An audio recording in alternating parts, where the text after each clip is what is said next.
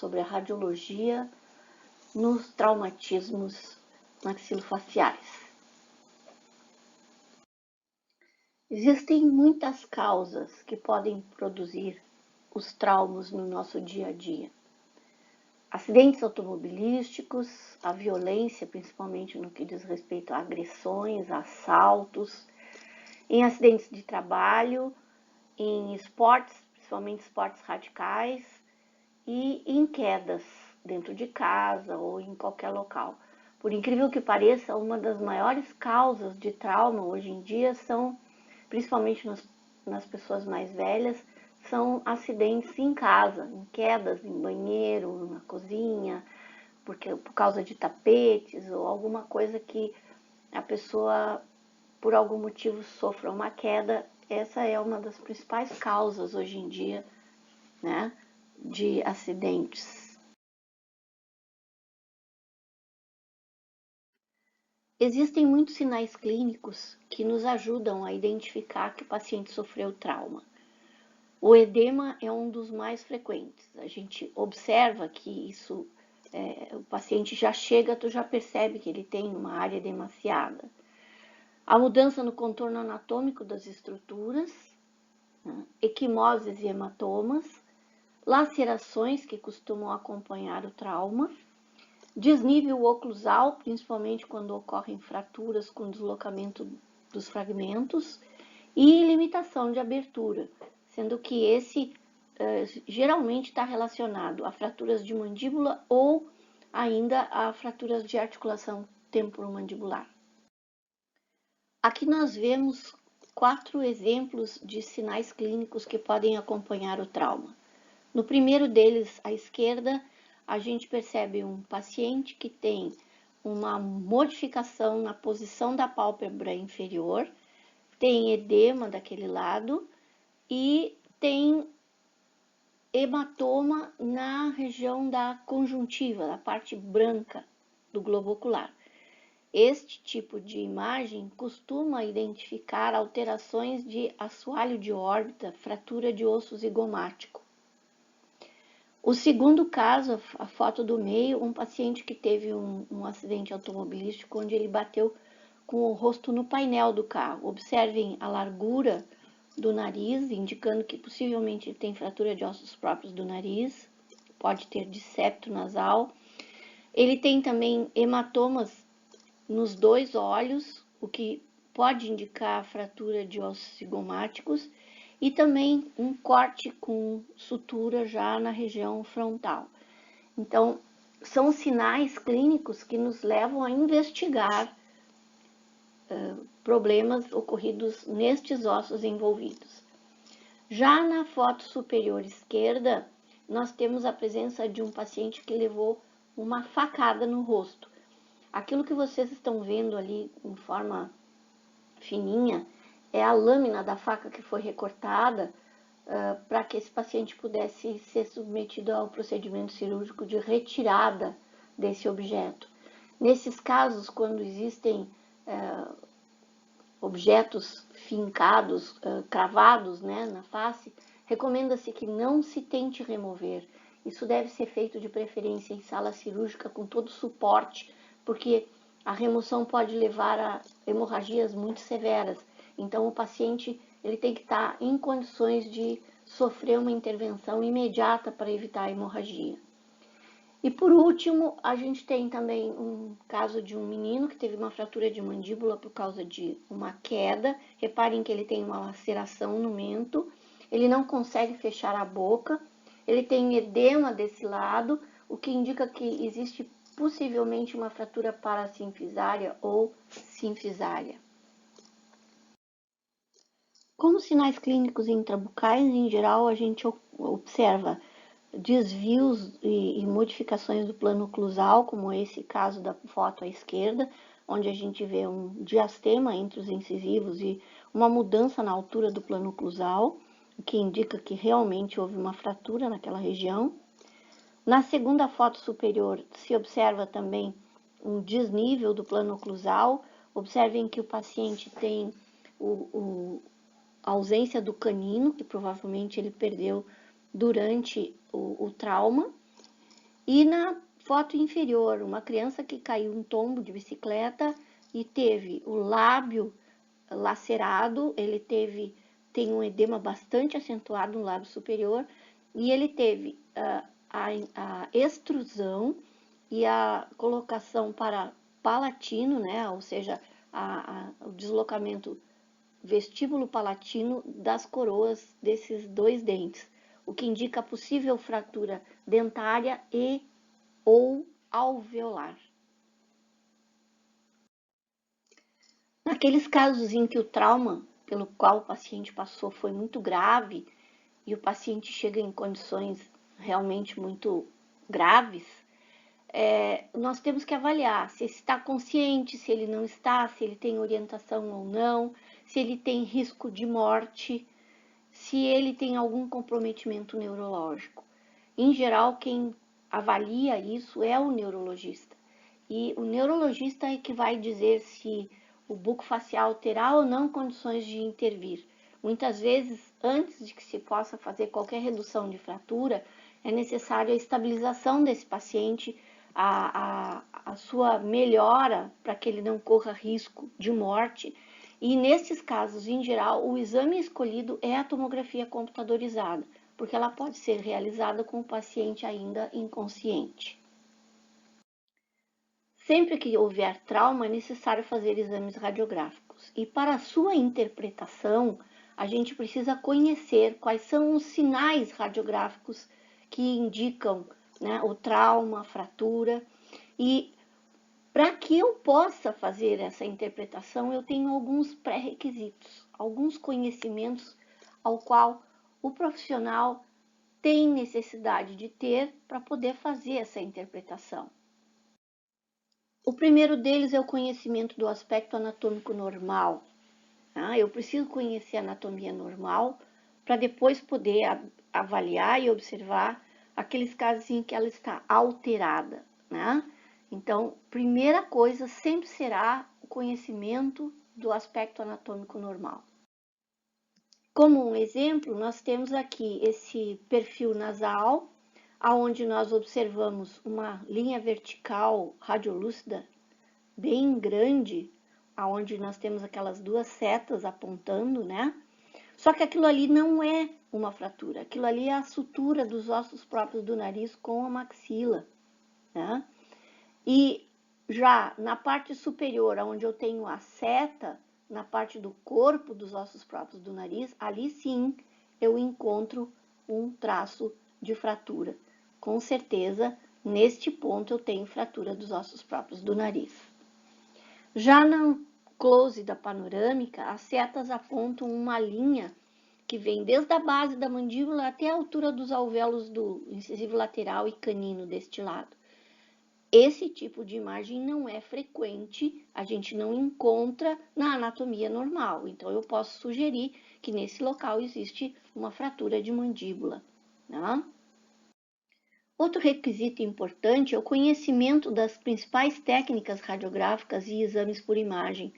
Eu preciso reconhecer que tipo de exame foi feito, qual foi a posição em que o paciente estava, para poder interpretar e entender como é que aquele sinal radiográfico está aparecendo. Então, é extremamente importante que a gente conheça todas as técnicas radiográficas para a área específica. Observem, o exame da esquerda mostra uma incidência axial, onde foi feito uma axial tangenciando o arco zigomático, né? E ali nas setinhas vermelhas vocês podem observar que realmente existe fratura do arco com o afundamento desse arco para a área da fossa zigomática. Já na outra foto da direita, nós temos uma lateral de mandíbula, onde se pode observar um pouquinho próximo do ângulo da mandíbula, uma fratura, né, que é bem visível e que essa incidência costuma ser usada em hospitais onde a gente não consegue ter acesso ao exame panorâmico. Aqui nós temos uma PA frontonaso na esquerda, aonde a gente consegue observar, no ponto onde a seta amarela aponta, uma modificação do contorno anatômico, né, da mandíbula nessa área, indicando uma fratura com mudança do contorno ali, e junto com ela a gente ainda enxerga duas áreas radiopacas com uma radiopacidade intensa, indicando a presença de corpos estranhos, que no caso são projéteis de arma de fogo. Esse paciente sofreu um assalto e levou tiros no rosto. E ali na área onde a bala está alojada, também ocorreu a fratura devido a este acidente por arma de fogo. Na direita, nós vemos uma PA nasumento, onde o paciente tinha sofrido uma pancada na região do osso zigomático e arco zigomático também, e ali nas setas vocês conseguem observar as áreas onde existe a interrupção, né, das estruturas ósseas, principalmente quando a gente compara com o lado oposto. E outra comparação importante é o seio maxilar. Observem que a radiolucidez do seio maxilar do lado esquerdo está normal. Do lado direito, ele tem uma discreta radiopacidade, o que indica a possibilidade deste seio maxilar estar cheio de sangue, que é o comum quando ocorre fratura de maxila e de osso zigomático. Então, neste caso, as setas apontam os locais onde existem as fraturas. Aqui nós temos um corte tomográfico coronal de um paciente que sofreu um grave acidente de carro e que teve múltiplas fraturas. Observem os locais onde as setas apontam. Nós temos fraturas em várias áreas, na maxila, na região do osso zigomático, na base de crânio e, inclusive, na órbita do lado esquerdo, a gente consegue observar um pequeno fragmento ósseo que se deslocou e se alojou na parte interna da cavidade orbitária. Ainda do mesmo paciente, 4 cortes axiais, onde a gente pode observar vários ossos fraturados, a parede lateral da cavidade orbitária, os ossos próprios do nariz, um afundamento no osso frontal para dentro do seio frontal, que a gente consegue observar com clareza na imagem do lado direito inferior. Então, este caso desse paciente, devido à gravidade, ele foi direto para a tomografia e nela é possível reconhecer várias áreas onde existem fraturas. Outro pré-requisito importante é o conhecimento do tipo e do trajeto das fraturas faciais. Existem áreas da nossa face que são mais suscetíveis a fraturas e por isso estas áreas se tornam áreas mais frequentes da gente encontrar estas fraturas. Aqui vocês têm um esquema das fraturas Lefort, indicando as principais áreas e os tipos de fratura que ocorrem nesses acidentes. Esse tipo de informação vocês vão ter na disciplina de traumatologia, então na radiologia nós não vamos levar mais tempo explicando esses trajetos, mas é importante que o profissional conheça e saiba classificar cada uma dessas fraturas. Na mandíbula também existem áreas que são mais suscetíveis, como por exemplo, o ângulo da mandíbula, a região parasinfisária, a região dos processos articulares, né, do colo do processo articular ou do pescoço da mandíbula, né? Esses locais, eles costumam ser mais suscetíveis. Então, quando se procuram num exame radiográfico, a gente costuma primeiro examinar estas áreas para definir se existem ou não fraturas nesses locais. Outro dado muito importante que deve ser associado na interpretação dos sinais radiográficos é associar os dados que se tem da parte clínica, do que se viu no paciente, com a ocorrência do trauma. Observem esse menino, ele tem um micropórdio na região frontal e tem uma pequena cicatriz bem na região do mento, na região anterior, né?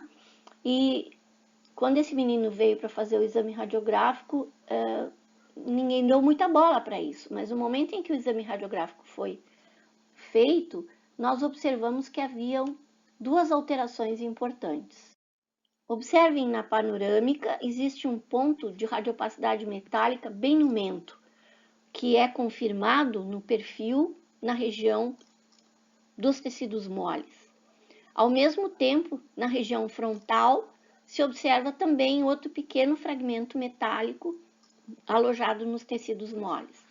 Perguntado para o paciente o que tinha ocorrido, ele contou que participou sem querer de um assalto numa padaria. Ele chegou para comprar pão e estava ocorrendo um assalto. E as balas, ao ricochetearem nas paredes, acabaram atingindo o menino com fragmentos. Ele teve a sorte de não ter sido uma bala inteira, mas foram fragmentos de bala. E aí, no exame radiográfico, a gente consegue observar a localização desses pequenos fragmentos. Então, associar o que a gente está vendo clinicamente com a história que o paciente está contando. Outro caso que a gente pode observar os aspectos clínicos associados à história é esse menino que relatava ter caído um tombo de bicicleta e ter batido com a região anterior da maxila no guidão da bicicleta. Observe, o lábio está lacerado externa e internamente. Ele tem um edema exagerado nessa região e ele tem também os dois incisivos centrais com mudança de posição para palatino e com extrusão ao mesmo tempo. Então, nestes casos, a gente pode imaginar que esse paciente tenha sofrido uma fratura a nível alveolar e também a nível dentário. Aqui vocês têm uma situação semelhante, não é do mesmo paciente, mas é semelhante, a um menino que também havia batido com a região anterior. E observem, aí o paciente tem fratura das duas porções radiculares dos dois incisivos centrais. Esse paciente contava ter caído de moto, ter sofrido um tombo de moto. Reparem que ele tem uma laceração na face, que agora já inclusive já está em fase de reparo, e tem hematoma ao redor da pálpebra e um derrame conjuntival, ou seja, ele tem um hematoma na conjuntiva do globo ocular. Isso é um sinal clínico muito frequente em pacientes que sofrem fratura de osso zigomático e de assoalho de órbita. Vejam, aqui nós temos um exemplo, uma póstero-anterior nasumento, onde a gente percebe que houve fratura de osso zigomático e a gente observa ali onde tem a seta amarela que houve uma abertura da sutura frontozigomática. Nós chamamos isso de disjunção zigomática. Isso é muito frequente quando ocorre a fratura de osso zigomático. E nestes casos é muito comum que ocorre junto a fratura do assoalho de órbita. Esses pacientes costumam se queixar de visão dupla, ou também chamado diplopia. A diplopia ocorre por causa da mudança de posição do globo ocular causada pela fratura do assoalho de órbita. Muito bem, então quais são os sinais radiográficos de fratura? O primeiro sinal é a linha radiolúcida. É aquele caso onde ocorreu a fratura, mas não houve separação entre os fragmentos. A gente vê que o osso está interrompido, mas ele continua na sua posição normal. Observem aqui, nós temos duas áreas com fraturas. Uma no ângulo da mandíbula do lado esquerdo e outra na região parasinfisária do lado direito. São duas fraturas que têm o aspecto de linha radiolúcida. Se a fratura tiver um formato em bisel ou tiver numa direção diferente do feixe de raio-x, ela poderá ser interpretada como duas, mas ela é uma única fratura. Reparem este caso, nós temos ali duas linhas radiolúcidas. No entanto, é apenas uma área de fratura. Por quê? Porque ela está em bisel, e isso faz com que a gente tenha a falsa impressão de que nós temos duas áreas fraturadas. Neste close, é possível observar esse biselamento. A gente consegue observar que é uma fratura só, mas que devido a forma como os fragmentos ficaram, a gente tem essa impressão de que a linha está dupla. É uma linha única, mas ela vai aparecer duplicada. Vejam, aqui eu tenho radiografias periapicais daquelas áreas onde ocorreram as fraturas, e a gente consegue observar então que realmente é uma área só de cada lado e não duas fraturas como aparecia na imagem. Aqui também nós temos um caso onde temos só uma linha radiolúcida. Reparem que ela vem da altura do ângulo da mandíbula até a altura do alvéolo do terceiro molar. Nestes casos, quando o dente está envolvido com a fratura, geralmente esse dente será removido para facilitar depois a neoformação óssea.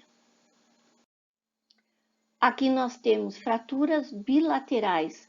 Observem que a fratura ocorreu na altura do ramo da mandíbula. Esta incidência é uma PA para a mandíbula. E reparem, o paciente, por ter fraturado em dois locais, ele não consegue fechar a boca. Aqui nós temos um close mostrando os dois lados, os traços de fratura que ocorreram na região do ramo da mandíbula. Obviamente que se nós fizermos uma incidência diferente, é bem possível que esta imagem não apareça apenas como uma linha radiolúcida. Quando a fratura ocorre e quando o trauma produz um deslocamento entre os fragmentos, nós não teremos mais só uma linha, e sim uma faixa radiolúcida. Aqui vocês percebem que, apesar de pouca movimentação, houve uma abertura de um espaço entre os fragmentos. Então, nós temos aí a faixa radiolúcida. Aqui numa incidência oclusal, também se percebe uma faixa radiolúcida, indicando que parte desse osso sofreu uma mudança de posição, então houve um espaço entre esses fragmentos. Quando o espaço entre os fragmentos é muito grande, aí nós não vamos ter só uma faixa, nós já vamos ter uma área radiolúcida. E, em geral, isso ocorre quando o paciente sofre grandes deslocamentos dos fragmentos durante o trauma. Nesta incidência, que é uma PA ortogonal, observam-se duas áreas onde a gente pode observar fratura.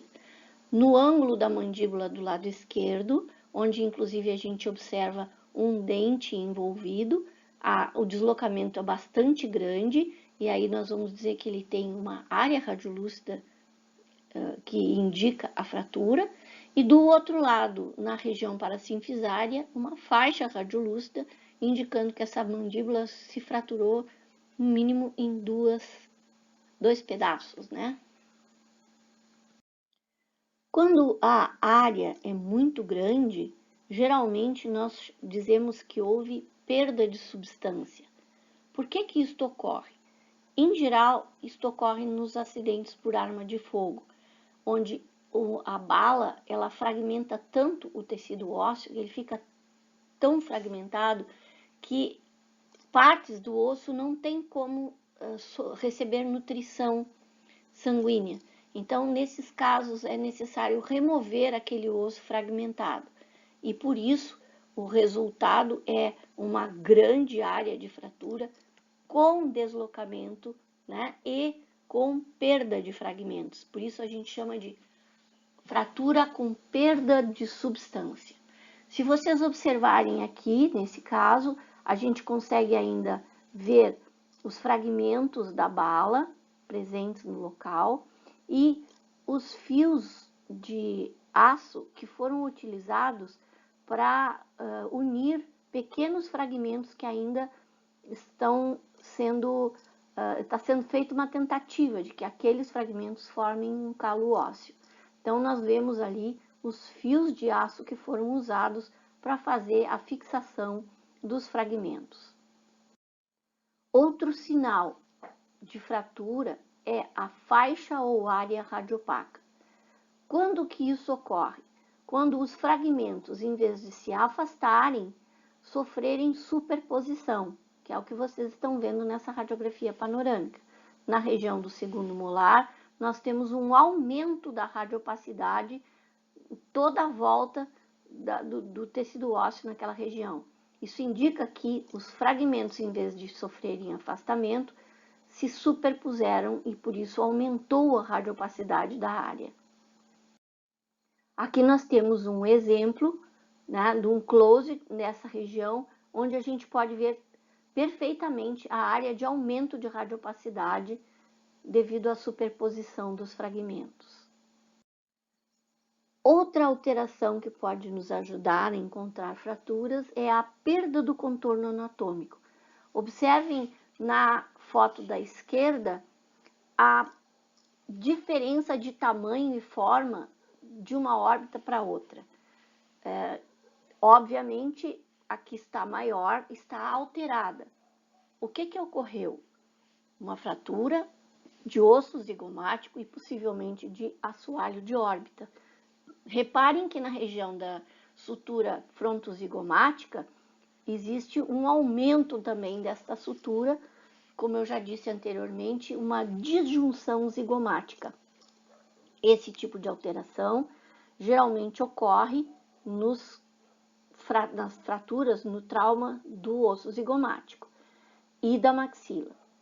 Então, a foto no lado direito dá para vocês perceberem que já houve uma redução da fratura e na área da disjunção zigomática existe um fio de aço que foi usado para fazer a redução da fratura. E agora as duas órbitas apresentam o mesmo tamanho.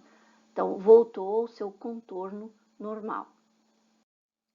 Aqui também se observa um degrau, né, na região da base da mandíbula, na parte anterior ao ângulo da mandíbula. E como vocês já estão vendo, o paciente já está preparado com os arcos de Ehrlich para ser levado ao procedimento cirúrgico que vai reduzir esta fratura. Então, muitas vezes esse arco ele é colocado anteriormente ao procedimento de cirúrgico de redução para diminuir o tempo que o paciente vai ficar submetido à anestesia. Então, esse aqui foi feito um exame radiográfico anterior ao procedimento de redução da fratura. Aqui nós temos uma imagem de panorâmica de uma criança, que inclusive é possível vocês perceberem que ela não conseguiu ficar completamente imóvel, né? Porque ela tem uma fratura com deslocamento na região parasinfisária. Neste outro caso, o que a gente percebe? Que a posição de um dos dois processos articulares está completamente mudada, né? A do lado esquerdo, a gente consegue ver que a posição do processo articular está inclinada para trás. No lado direito, também houve fratura, só que nesta não houve deslocamento do fragmento. Então, a gente percebe que houve uma pequena mudança no contorno da região posterior do ramo ali, mas não houve mudança na posição. Já o esquerdo está inclinado para trás. Aqui uma incidência oclusal mostrando o deslocamento entre os fragmentos, né? Reparem ali o pré-molar envolvido, inclusive, no traço de fratura. E provavelmente esse paciente será levado ao procedimento de redução da fratura, mas ele já está com o arco que vai ser usado para imobilizar esses fragmentos. Aqui nós temos uma incidência antero-posterior e observem, ela foi feita com o objetivo de avaliar a articulação temporomandibular. Reparem na posição diferenciada do processo articular do lado esquerdo e uma fratura bem nítida nessa região. Já do outro lado, existe a fratura, mas não existe o deslocamento dos fragmentos, então o contorno ainda está normal. Outra coisa que pode estar associada aos traumatismos em geral na face é a presença de corpos estranhos, principalmente quando o tipo de trauma está relacionado a acidente por arma de fogo. Esse que vocês estão observando na panorâmica o paciente levou um tiro, teve vários dentes fraturados ali na região da maxila do lado esquerdo e a bala acabou se alojando na região anterior da articulação temporomandibular. Para ajudar na localização, a gente pode observar aqui uma lateral de cabeça, onde a gente consegue perceber a posição exata, neste sentido antero-posterior, da bala alojada na frente da região da articulação temporomandibular. Aqui uma lateral de mandíbula, onde a gente percebe a fratura do corpo da mandíbula na altura do ângulo e, ao mesmo tempo, os restos, fragmentos da bala alojados tanto na região próxima ao osso quanto na região do pescoço. Neste caso, são múltiplos os fragmentos, né? Vocês observem, quando ocorrer esse tipo de imagem, geralmente são projéteis advindos de armas de caça, que tem múltiplos chumbinhos no cartucho, né? Esse paciente sofreu um acidente quando estava caçando e observem que ele está repleto de pequenos fragmentos. Do lado oposto, a gente consegue observar aquelas faixas radiopacas que inclusive atrapalham na visualização, né, das estruturas, mas que são as imagens fantasma dos projéteis que estão localizados do lado oposto. Aqui mais um caso de acidente por arma de fogo. Reparem os fragmentos da bala e ali nós já temos a redução da fratura com a presença de fios metálicos que foram usados para fazer esse procedimento. Aqui nós vemos do mesmo paciente anterior uma incidência oclusal, mostrando então os fragmentos da bala, localização, e ali a gente consegue ver também parte dos fios metálicos que foram usados na redução da fratura. Esse caso é bem interessante. Um menino foi fazer exames para fazer uma avaliação ortodôntica e quando foi feito o exame de perfil, se observou que ele tinha um fragmento a princípio parecer osso ou dente no lábio superior. Na panorâmica se observava que esse menino não tinha a ponta da cúspide do canino esquerdo. Aí na história que ele contou, ele disse que estava na piscina, foi sair da piscina, escorregou e bateu com a boca na borda da piscina e fraturou o dente. Só que eles nunca encontraram o fragmento. E como ele foi suturado no pronto-socorro, ele levou vários pontos no lábio, ninguém se preocupou em avaliar e procurar se ali não estava o fragmento do dente. Depois de algum tempo já, depois de inclusive cicatrizado, foi feito o exame radiográfico e se encontrou a ponta da cúspide do canino alojada no lábio inferior do paciente. Há situações em que a gente encontra sinais clínicos, mas não encontra com facilidade os sinais radiográficos. Então, nós vamos dizer que não há evidências de sinais radiográficos presentes. Observem esse menino. Ele tem um aumento de volume na região do corpo da mandíbula, na área parasinfisária. A nível clínico, era possível observar uma bolha com um hematoma na parte interna, né, por lingual, na parte interna, na mesma região entre os pré-molares. Feita uma radiografia convencional oclusal, lateralizada, a gente consegue observar que parece que existe um esfumaçamento apenas de osso entre os dois premolares, mas não há um sinal evidente de fratura. Realizado então um outro exame oclusal com um pouco de distorção, se observou que realmente existia uma fratura completa do corpo da mandíbula na região, e a gente consegue ver inclusive que os dois premolares estão envolvidos no traço de fratura.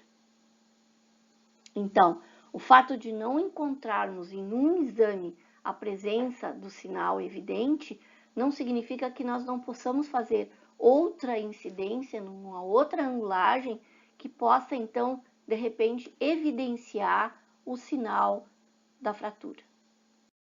É muito importante lembrar, então, que a nossa face tem uma anatomia muito complexa e que eu preciso conhecer muito bem essa anatomia para que eu possa, através de um bom exame radiográfico, determinar onde estão os sinais que evidenciam o trauma.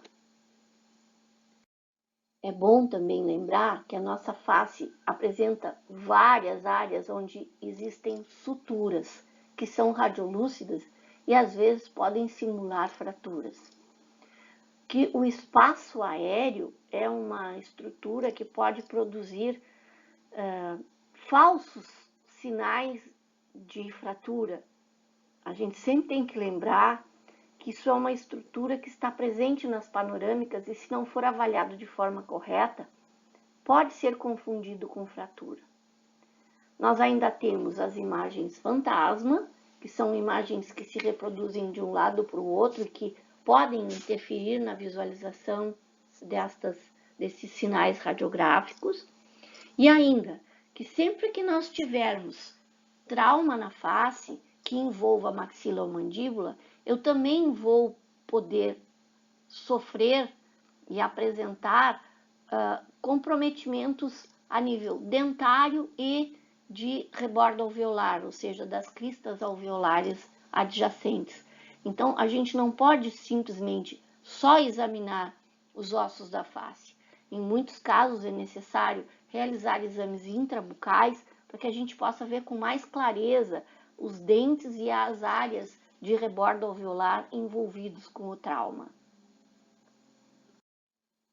Aqui está o exemplo que eu me referi, o espaço aéreo numa radiografia panorâmica, simulando o aspecto de uma fratura de mandíbula, que na realidade não existe. Então, por que é importante eu fazer um exame radiográfico no paciente traumatizado?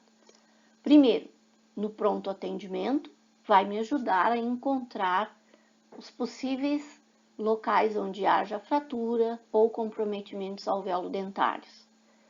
Segundo, no controle pós-operatório imediato, para que a gente possa avaliar se a fratura foi corretamente reduzida, se não sobraram restos radiculares, se não sobraram fragmentos ósseos que precisassem ser removidos e assim por diante.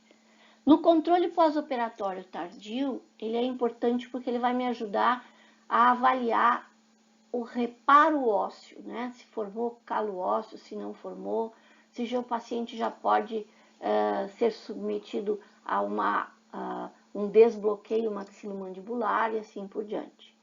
E ainda, naqueles casos em que eu precise acompanhar o paciente na preservação, né?